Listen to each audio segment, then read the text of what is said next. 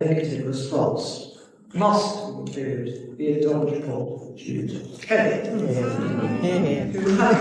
It was supposed to be just another quiet day behind palace walls, but what unfolded in the East Wing corridor shattered the fragile illusion of royal harmony. A scream, a child's name, and in an instant, the entire balance of Britain's most powerful family shifted. Queen Camilla's outburst at young Princess Charlotte didn't just cross a line, it tore open a hidden fracture for all to feel, leaving the palace buzzing with tension no one could ignore. The palace has worked tirelessly to conceal what Prince William did next. It wasn't staged, it wasn't polished, it was raw, immediate, impossible to ignore, and it transformed everything in that room. The morning had begun, cloaked in the usual elegance that disguises the tension simmering within Windsor's walls. A scheduled family luncheon was set, one of those carefully curated gatherings that look harmless on the surface but carry quiet, simmering rivalries beneath the polished appearance. It was meant to be soft, casual, no state carriages, no red carpets, just family, or at least what was left of it. After years of shifting loyalties and silent rivalries, Princess Charlotte arrived in a pastel blue dress, reportedly chosen by Catherine herself, glowing in good spirits with her parents and brothers beside her. There was laughter, the kind that seems small but carries hope, a reminder that even royal families have moments of ordinary joy. The young princess had grown noticeably confident in recent months, her eyes sparkling in a way that recalled her late grandmother Diana. She'd taken a keen interest in the family's history, asking gentle yet probing questions that both warmed and startled her parents. That day, Charlotte moved through the halls with ease, greeting staff, curtsying where appropriate, never forgetting her place, but never hiding the keen awareness in her young eyes, a subtle mix of curiosity and respect that only intensified the palace's quiet tension. Queen Camilla had arrived earlier, escorted by 2 personal aides. Her expression was unreadable, neither warm nor cold, just a neutral polish perfected over decades of navigating tense rooms. She was never initially welcomed into this side of the family. She wasn't known for warmth around the children, yet maintained a cordial presence when necessary, her posture perfect, her steps measured, giving nothing away of the storm brewing just beneath. But that day, something felt off. Even the staff noticed her usual glass of water untouched. Her answers were clipped. She looked, as one witness would later say, tense in the eyes, a subtle storm behind a perfectly calm face. By midday, the family gathered in the sunlit East Wing corridor, portraits of past monarchs lining the walls like a silent jury of ghosts, their eyes seeming to judge each movement and word. The children played gently under the watchful eyes of their nannies. Conversations floated through the air, upcoming engagements, garden renovations, diplomatic visits. Everything seemed orderly, until it wasn't. It happened fast. A voice sharp, unmistakable and forceful cut through the air. There was no mistaking it. Queen Camilla's voice, urgent, exasperated, loud enough to freeze every footstep. "Don't you ever mention her name again," she reportedly snapped. Silence fell immediately. Then came the soft sound of Charlotte's shoes retreating across the marble floor, the echo lingering longer than anyone expected. Time seemed to freeze. Staff turned in disbelief. Charlotte, who had only uttered something innocent, perhaps a mention of Diana, stood stunned. Her face was pale, confused, holding none of the typical childish defiance royal children sometimes display. It was the look of someone struck by lightning without warning, caught in a storm that had nothing to do with her actions. Whatever words she had spoken had struck a live wire buried deep in Camilla's past. No cameras caught the exchange, but witnesses later called it more than a moment. It was a rupture, sending quiet tremors through the palace, eventually reaching the ears of a father who knew the weight of that scream would linger. Just rooms away, the unthinkable had happened in the East Wing corridor. The stillness that followed was unlike anything the palace had ever felt. The air felt heavier, not from grandeur or tradition, but from something far more human, fear. Princess Charlotte stood frozen near the tall bay windows, her small hands clenched at her sides, lips parted, no words coming. She wasn't used to being shouted at, certainly not by someone wearing a crown. The corridor, usually alive with gentle footsteps and hushed courtesies, had transformed into a soundless void, interrupted only by the faint hum of palace staff trying to disappear. Camilla's words echoed longer than the sound itself. It wasn't just the volume. It was the sharpness, the venom, startling even those accustomed to cold palace diplomacy. "Don't you ever mention her name again?" The syllables carried a weight born not of anger alone, but of buried guilt. Old secrets, unresolved history. Charlotte didn't understand the layers, but she recognized pain. And for a fleeting moment, she wasn't a princess. She was a child, wounded by unexpected fury, forced to respect power she hadn't yet earned, understanding in a single instant that words could cut deeper than any sword. Footsteps approached from the adjoining hallway. A private aide, returning with briefing papers, paused at the scene. One glance at Charlotte's face told her everything. Another staffer arrived moments later, exchanging a glance heavy with unspoken understanding. Neither dared intervene. It would be stepping into a battlefield far above their station. Camilla, sensing the awareness of those around her, spun sharply and vanished into a private side room. The door closed with a finality that unsettled everyone nearby. She had regained control, but the damage had already begun to ripple, subtle yet impossible to ignore. Somewhere deeper in the palace, Prince William had just finished a scheduled call with the Prime Minister. Composed and diplomatic moments earlier, the atmosphere changed the instant he saw his daughter alone. He didn't need to ask what had happened. He saw it in Charlotte's eyes, the rapid blinks, the quiet attempt to hold back tears. Without hesitation, he knelt and swept her into his arms. No words were exchanged, yet that single moment, sparked by a scream and outburst, had crossed a sacred line. In a family bound by formality and guarded smiles, Prince William's next steps would break protocol in the most personal, unfiltered way imaginable. He held her as if shielding her from the very walls around them, as if silence itself had betrayed her. When he finally looked into her eyes and asked gently what had happened, Charlotte's voice came out small, barely above a whisper. She didn't cry, she didn't tremble, but the words she spoke would crack the already fragile mask of civility resting over the Windsor household. "I only said I liked Granny Diana's picture," Charlotte murmured softly, "and that I wanted to wear something like hers when I grow up there." That innocent comment had sparked a fuse that lingered in the palace like a ghost refusing to rest. Princess Diana, a figure of memory, myth, and maternal love to much of the world, was now at the centre of a quiet storm. To Charlotte, Diana wasn't just a public figure. She was the grandmother she never met, alive only in photographs lining the private family wing. One portrait, in particular, had captured her imagination. Diana in a powder blue suit, her smile knowing, secretive, wise. That morning, Charlotte had pointed at it,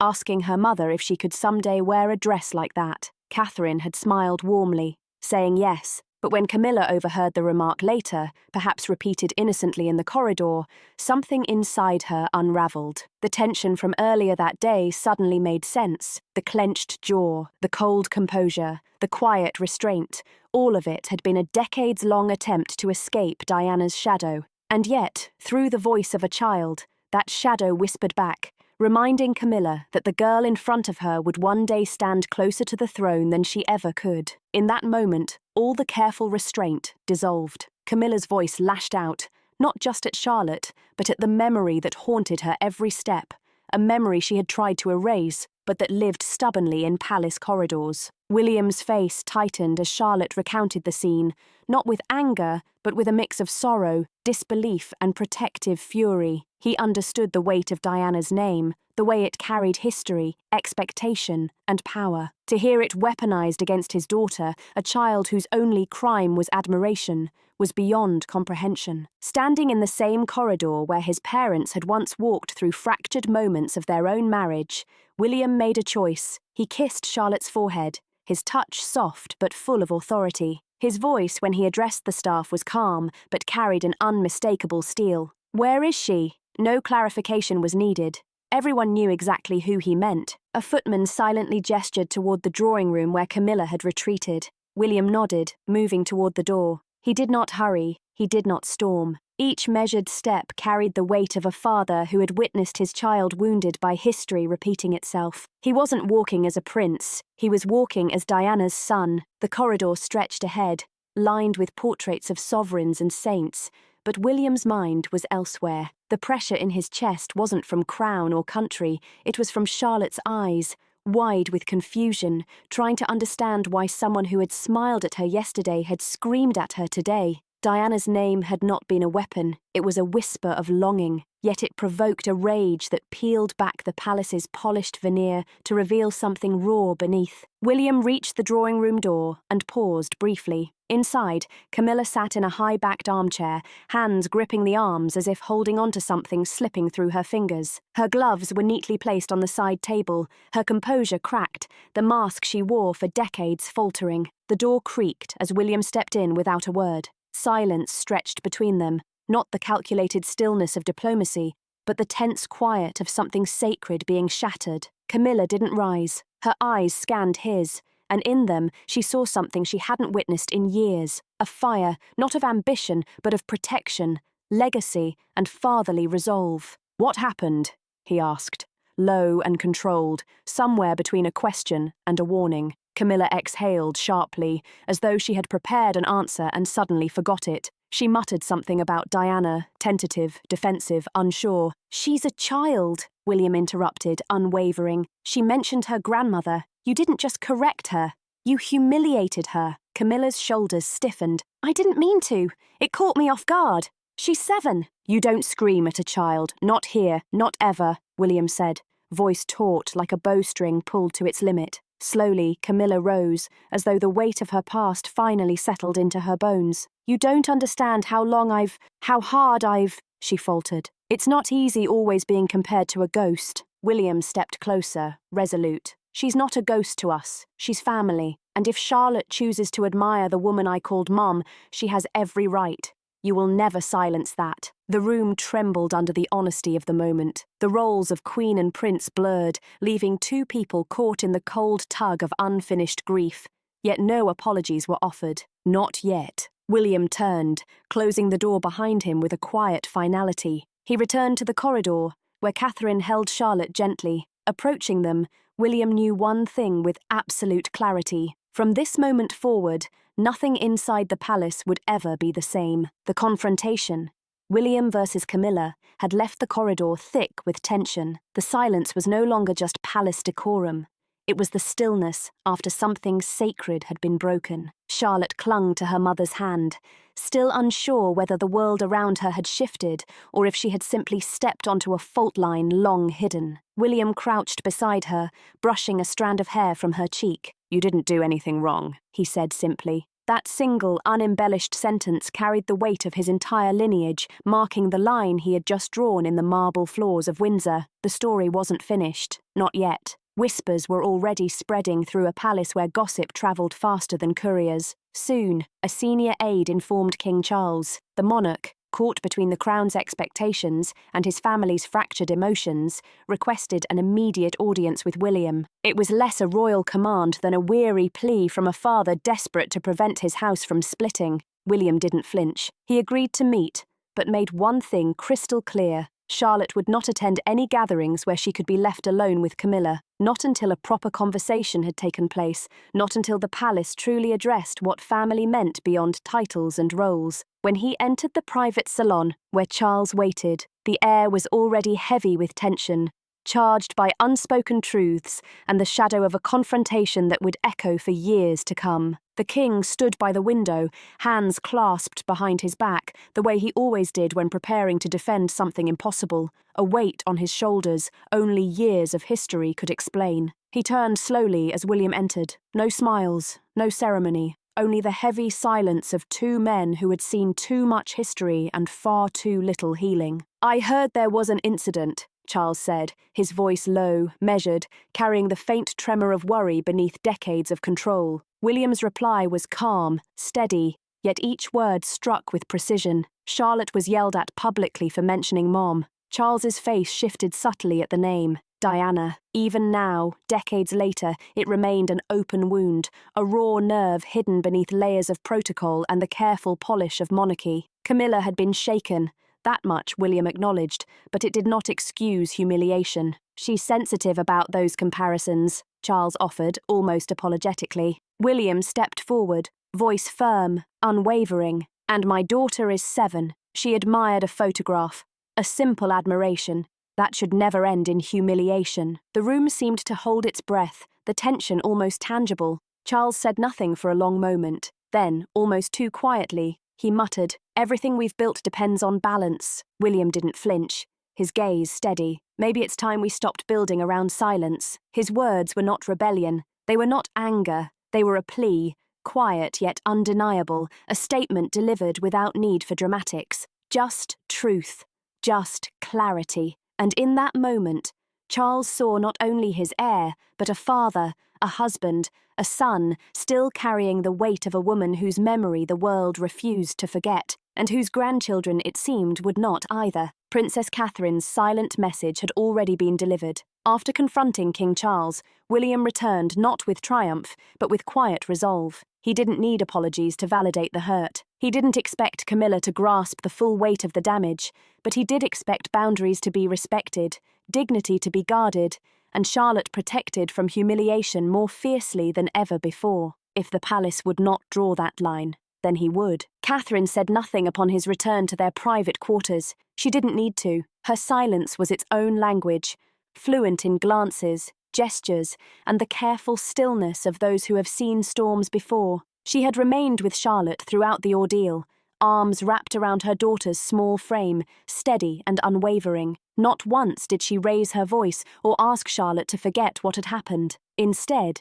she offered something far more profound than protocol: unconditional protection and reassurance, a sanctuary of calm in the midst of palace upheaval. Later that evening, the family gathered in a rarely used salon, lit by soft lamps for a late-night tea. George and Louis joined them, unaware of the details, but perceptive enough to sense something unspoken. Charlotte remained close to her mother, quieter than usual, her eyes reflective, as if processing the day's invisible tremors. Catherine's fingers brushed through her daughter's hair with quiet comfort, while William watched, thoughts tangled in the chaos of the afternoon, the echo of raised voices still lingering in his mind. And then came the moment that would speak louder than any words Camilla had uttered. A scheduled family photograph was to be taken the next morning, one of those ceremonial shots released to the press, designed to showcase stability, unity, and the polished image of the monarchy. Arrangements had been made, wardrobe coordinated,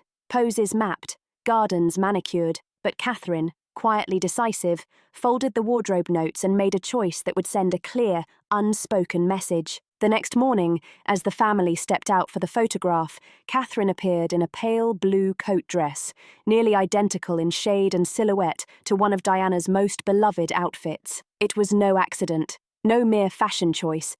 It was a statement. Charlotte wore blue as well, the same soft powder hue, her hair delicately pinned just like the portrait she had admired. She stood beside her mother with quiet poise, eyes steady, radiating calm strength that the cameras could not fully capture. Though Catherine never looked toward Camilla, her message was unmistakable. No confrontation, no speech, just subtle, unwavering defiance transmitted in shade, posture, and presence. Every royal aide, photographer, and observer recognized it immediately. This was not just a family photo, it was a mother's reply, measured, elegant, and deliberate. Camilla, standing several feet away in cream, smiled for the camera, but the warmth never reached her eyes. Something had shifted. The line had been drawn, and Charlotte, in Diana's blue, stood firmly behind it. King Charles, caught between duty and affection, observed silently. The photographs were published. 2 days later,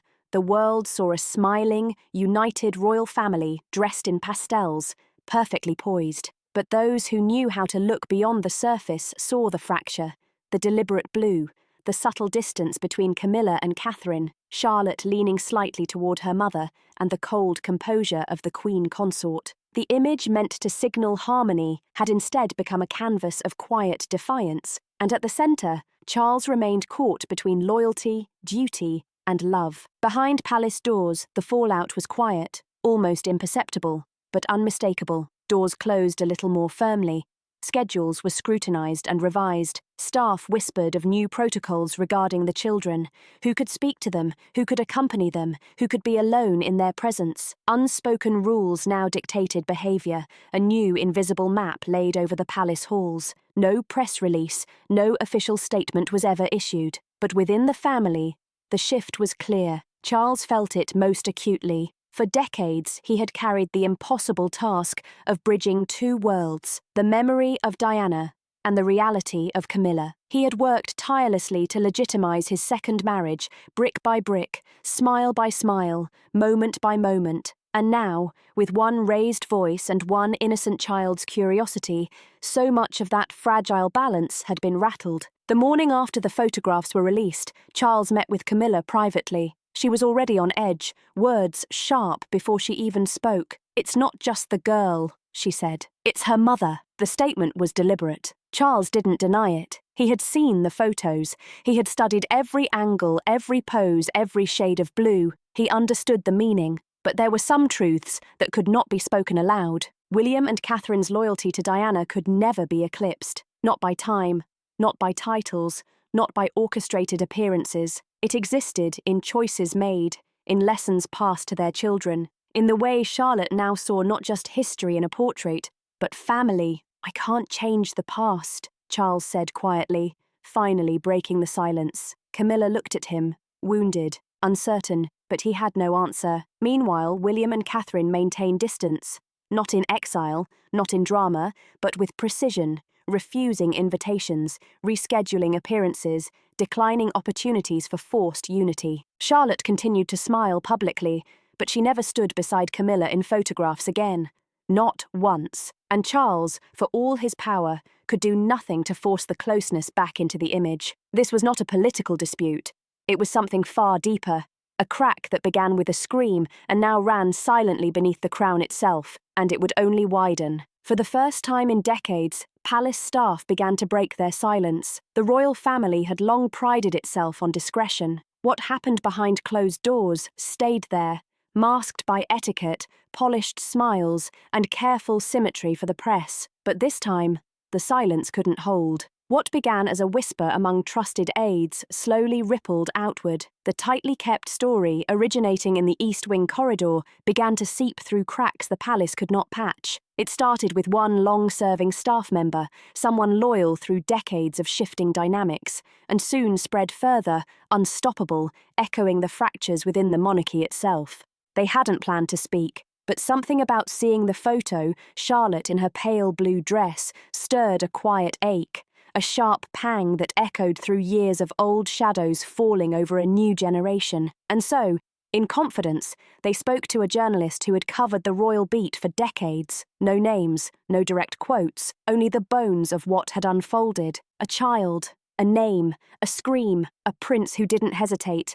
The journalist didn't rush to publish. They waited, cross-checked, heard it again, from a palace footman who had caught the echo down the corridor, a nanny who had seen Charlotte's hands tremble, a maid who glimpsed Catherine's eyes afterward and knew instinctively to remain silent. Piece by piece, the scene emerged, not scandalous in the way tabloids thirst for, but human, raw, painfully real. It revealed the fragility that even the grandest families carry behind closed doors. When the story finally surfaced, it slipped quietly into a respected weekend column beneath the headline, "Whispers of a Wound Inside Windsor." No photographs, no sensational embellishments, just a soft telling of a moment that refused to be buried, a moment that did not belong in headlines, yet refused to vanish. The palace offered no response, as they rarely do, but inside the gates tension mounted. Trust, once silently assumed among the staff, became something examined, questioned, carefully guarded. Briefings were held, warnings issued, devices checked. Yet the truth was already loose, moving quietly through the halls. Camilla, upon reading the article, reportedly locked herself away for hours. She knew it hadn't come from William or Catherine. They never needed to say a word. The world had already interpreted the photograph. The staff had only confirmed what everyone suspected. The damage didn't come from the press. It came from that single moment of lost control, a flash of human emotion now defining her legacy in Charlotte's story. William, for his part, said nothing publicly, but those close to him noticed the shift. His schedule grew tighter. His children's appearances became more controlled. In interviews, his tone had changed. measured, protective, deliberate. He spoke of parenting, of safeguarding innocence, of the responsibility of raising children who understood love in its purest form, beyond titles or crowns. A child's memory, a scream echoing through Windsor's walls, could not be polished away. In the weeks following the quiet leak, the palace adapted to a new rhythm, one dictated not by tradition, but by tension. Smiles continued, rehearsed and graceful, yet beneath them lay a subtle coldness, the kind that settles between people when something sacred has been broken and no one dares acknowledge it. The incident was never addressed publicly, not by King Charles, not by Camilla, not even by the press, which had already moved on to other royal headlines. Yet within that silence, new rules began to form, invisible to outsiders but unmistakable inside the palace. Charlotte was never left alone with Camilla again. Every engagement, every appearance was reviewed twice. If Camilla appeared, either William or Catherine was always close behind. What seemed routine was anything but.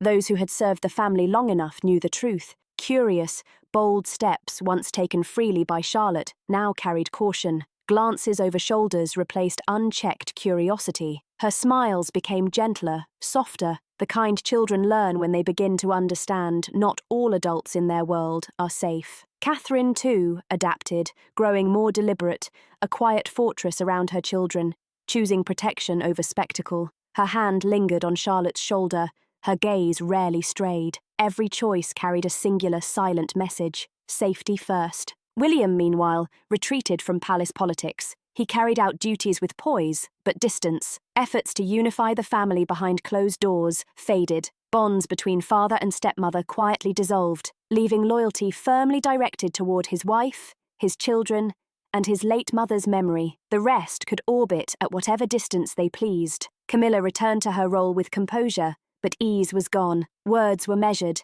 smiles tighter. Rooms she could never truly inhabit now included the heart of a little girl who had glimpsed a hero in a photograph. That door, once open, was now gently but unmistakably closed. Nothing explosive followed, no grand confrontation, just a subtle shifting of chairs, a change in posture, a silence that stretched longer than anyone dared to acknowledge. And yet the echo remained. A scream in a corridor, a child's question, a quiet decision to protect the smallest among them.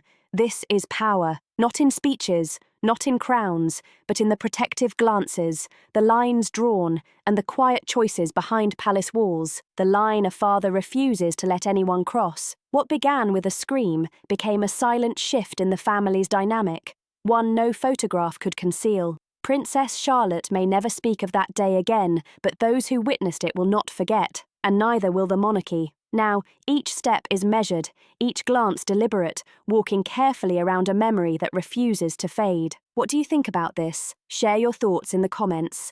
Don't forget to like, subscribe, and share this story for more inside looks at royal secrets and behind-the-scenes moments.